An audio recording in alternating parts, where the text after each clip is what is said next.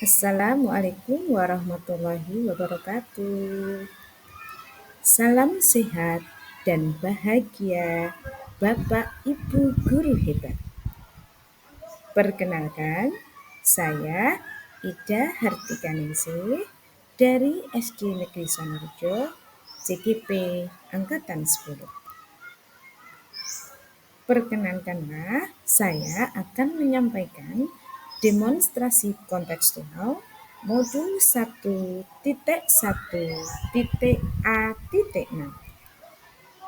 Tujuan pendidikan menurut Ki Hajar Dewantara adalah menuntun segala kodrat yang ada pada anak-anak agar mereka dapat mencapai keselamatan dan kebahagiaan yang setinggi-tingginya. Relevansi pemikiran Ki Hajar Dewantara terhadap transformasi pendidikan. Pendidikan itu menuntun anak untuk tumbuh sesuai kodrat alam dan kodrat zaman. Pendidikan itu memerdekakan. Pendidikan itu berpusat pada murid. Pendidikan itu harus seimbang dan holistik sehingga dapat melahirkan insan yang berbudi pekerti. Kodrat alam dan kodrat zaman. Sebagai pendidik, kita harus menuntun anak sesuai kodrat alamnya.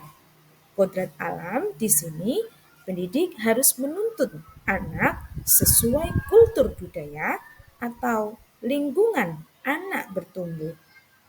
Jika seorang anak tumbuh di daerah pesisir, maka pendidik pun harus mendidik sesuai lingkungannya. Jika seorang anak berada di lingkungan pedesaan atau petani, maka pendidik pun harus menuntun sesuai lingkungan mereka. Yang kedua, kodrat zaman. Pendidikan itu terus berkembang, terus bergerak, dinamis, sesuai dengan perkembangan zaman. Maka sebagai pendidik, kita harus terus belajar untuk bisa menuntun mereka berkembang sesuai dengan zamannya. Pendidikan itu memerdekakan. Setiap anak itu berbeda. Setiap anak itu unik. Perbedaan dan keunikan itulah yang akan menjadi keunggulan mereka kini dan kelak. Budi pekerti. Perubahan budi pekerti merupakan hal yang diimpikan dalam pendidikan. Budi yang berarti cipta atau daya pikir, rasa, perasaan, karsa, kemauan. Sedangkan pekerti adalah tenaga. Untuk itu pendidikan harus seimbang antara cipta, rasa, karsa, dan pekerti sehingga dapat membawa kesempurnaan budi pekerti yang akan membawa kebijaksanaan.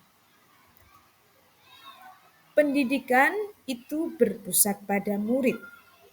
Hal ini berarti pembelajaran harus menempatkan siswa sebagai pusat dari proses belajar. Implementasi di sekolah.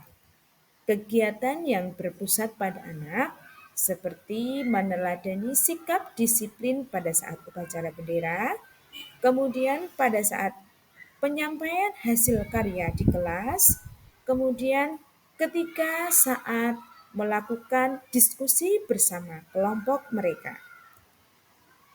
Kegiatan pembiasaan yang menumbuhkan budi pekerti diantaranya kegiatan peringatan Hari Besar Keagamaan, kemudian sholat berjamaah yang dilakukan setiap hari sesuai piket, kemudian yang berikutnya kegiatan pembiasaan senam yang dilaksanakan pada hari Rabu dan Jumat, kemudian ada pembiasaan membaca Asmaul Husna sebelum pembelajaran dimulai.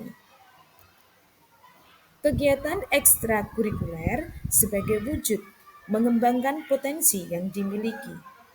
Di antaranya kegiatan yaitu pramuka yang dilaksanakan di SD Sonorejo, kemudian senam lantai, kami melaksanakan senam lantai di tempat tertentu karena Bapak Ibu guru membimbing, mengantar, memfasilitasi.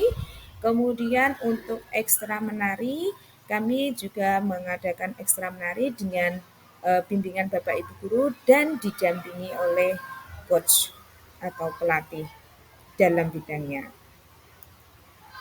Kemudian kegiatan motivasi di sekolah kami melalui pemberian hadiah.